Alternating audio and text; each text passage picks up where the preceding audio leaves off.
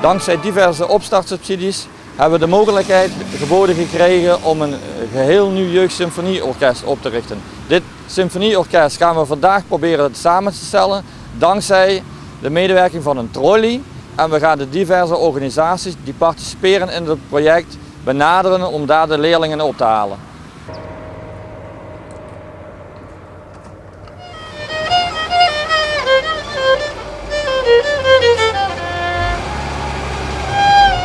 Hallo, ik ben Kaat. Ik speel altviool en ik kom uit Molenstede, België. Gelukkig is de trolley daar, want ik wil heel graag meespelen met het Amikeo-orkest.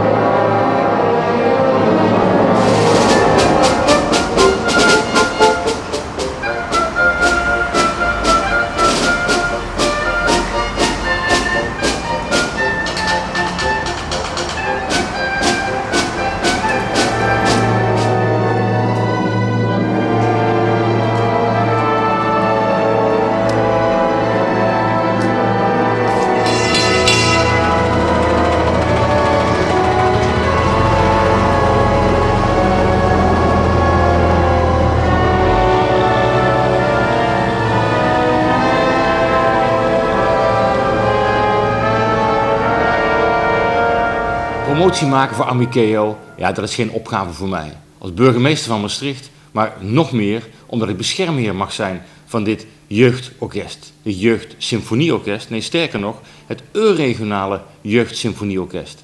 Het is een plaats van samenkomst van grote vriendschap, Amikeo.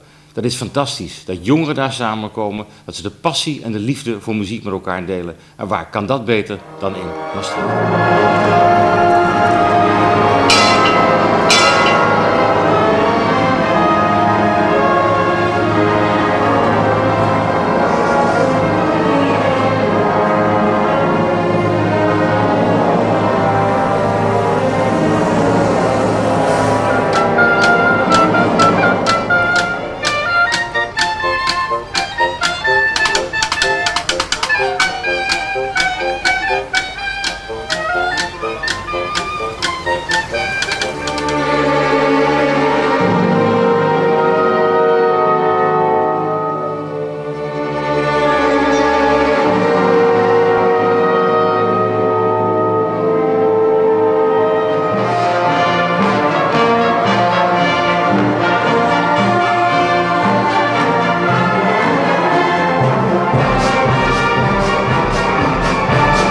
Amikeo is niet alleen maar een orkest voor mensen van conservatoria, maar ook eigenlijk gedacht voor mensen die nog in muziekacademies zitten en toch nog die ervaring willen opdoen van in een echt orkest te spelen.